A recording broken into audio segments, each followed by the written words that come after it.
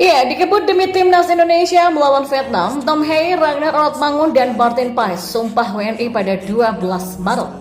Iya, penyerang FC Utrecht oleh Romeni resmi diperkenalkan PSSI sebagai calon pemain timnas Indonesia bulan ini. Nah, inilah 27 pemain timnas Indonesia untuk melawan Vietnam. Rafael Struijk resmi diumumkan, Jay Itzes ditunggu oleh Sinteyong.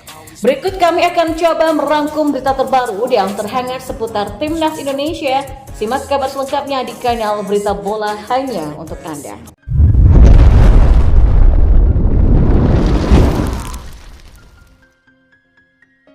Ya, kabar gembira sambangi 3 pemain keturunan Indonesia, Tom Hei, Ragnar, dan juga Martin Paes.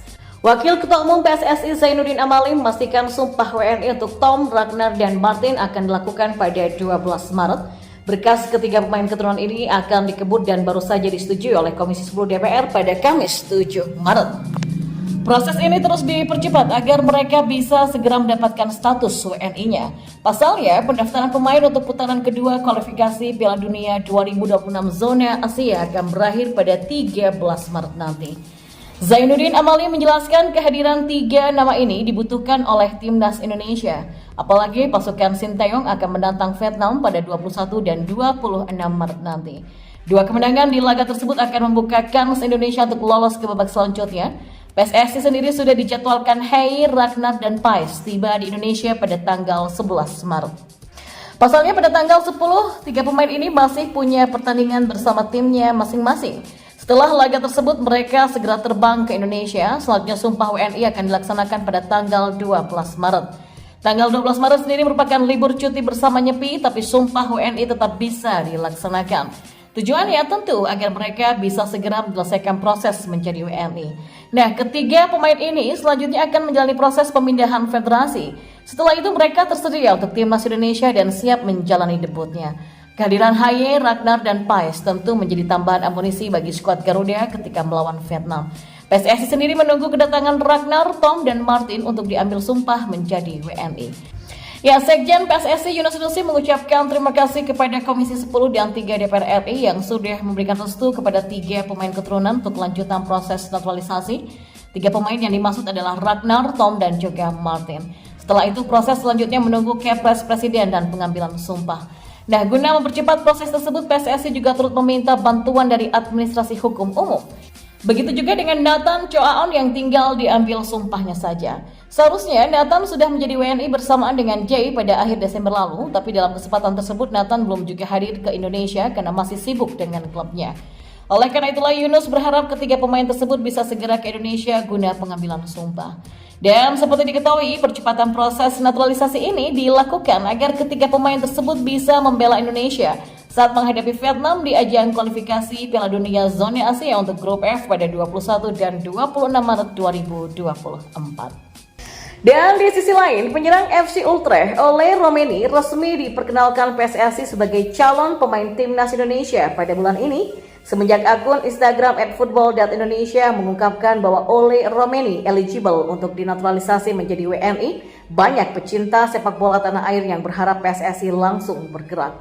Itu dikarenakan Ole bukanlah penyerang kacangan. Sejak musim panas 2023, Ole bergabung bersama salah satu klub Liga 1 Belanda, FC Utrecht. Bersama FC Utrecht pada musim ini, Ole memang baru mengemas 1 gol dari 15 pertandingan. Namun hal itu wajar karena ini merupakan musim pertama Ole bersama FC Utrecht sehingga membutuhkan masa adaptasi.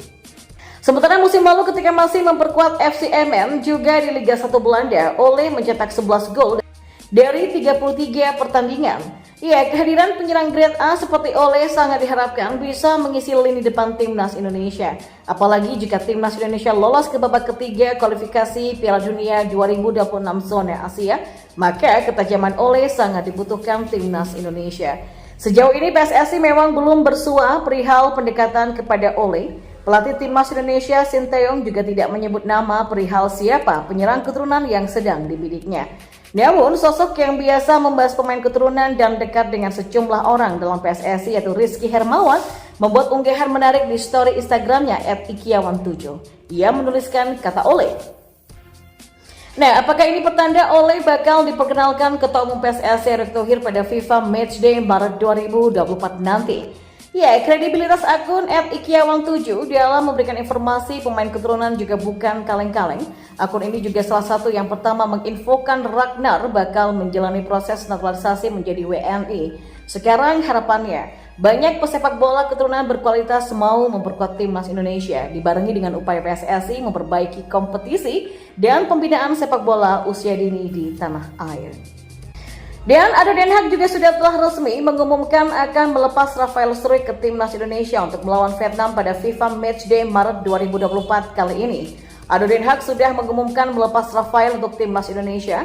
Laman resmi klub mengumumkannya pada Rabu 6 Maret malam kemarin. Selain Rafael Struijk, Ado Den Haag juga melepas Jordt van der Sande untuk timnas Bonaire. Sementara Ado Den Haag mengkonfirmasi bila Rafael Struijk akan bersama timnas Indonesia untuk 2 kali melawan Vietnam. Maka dengan begitu, Rafael jadi nama yang pertama yang resmi diumumkan masuk dalam 27 nama yang akan dipanggil timnas Indonesia untuk melawan Vietnam nanti. Sintayong sendiri berencana memanggil 27 pemain untuk persiapan laga melawan Vietnam. Persiapan dilakukan pada 17 Maret sampai 21 Maret saat kick-off laga kandang timnas Indonesia versus Vietnam. Selain Rafael Struijk yang sudah diumumkan oleh Ado Den Haag, kemungkinan ada satu nama baru yang bakal menghiasi skuad Sintayong, yakni Jay Irsas. Sintayong yang sempat menyambangi laga Venezia FC di Italia kemarin. Di Instagramnya ia juga memberikan bocoran kalau memanggil Jay dengan menyatakan sampai jumpa di tanggal 17 Maret. Dan 27 nama pemain timnas Indonesia untuk melawan Vietnam masih belum dipastikan seluruhnya. Ketua BTN Sumarji memastikan tidak banyak perubahan seperti skuad Piala Asia kemarin. Timnas Indonesia sendiri akan lebih dulu menjamu Vietnam pada Kamis 21 Maret. Kemudian Garuda akan bertandang dan bertindak sebagai tamu di Hanoi pada Selasa 26 Maret 2024. Selain Rafael Struijk yang sudah diumumkan oleh Ado Den Haag, kemungkinan ada satu nama baru yang bakal menghiasi skuad Sintayong, yakni Jay Irsas. Sintayong yang sempat menyambangi laga Venezia FC di Italia kemarin. Di Instagramnya ia juga memberikan bocoran kalau memanggil Jay dengan menyatakan sampai jumpa di tanggal 17 Maret. Dan 27 nama pemain timnas Indonesia untuk melawan Vietnam masih belum dipastikan seluruhnya. Ketua BTN Sumarji memastikan tidak banyak perubahan seperti skuad Piala Asia kemarin. Timnas Indonesia sendiri akan lebih dulu menjamu Vietnam pada Kamis 21 Maret. Kemudian Garuda akan bertandang dan bertindak sebagai tamu di Hanoi pada Selasa 26 Maret 2024. Selain Rafael Struijk, Ado Den Haag juga melepas Jordt van der Sande untuk timnas Bonaire. Sementara Ado Den Haag mengkonfirmasi bila Rafael Struijk akan bersama timnas Indonesia untuk 2 kali melawan Vietnam. Maka dengan begitu, Rafael jadi nama yang pertama yang resmi diumumkan masuk dalam 27 nama yang akan dipanggil timnas Indonesia untuk melawan Vietnam nanti. Sintayong sendiri berencana memanggil 27 pemain untuk persiapan laga melawan Vietnam. Persiapan dilakukan pada 17 Maret sampai 21 Maret saat kick-off laga kandang timnas Indonesia versus Vietnam.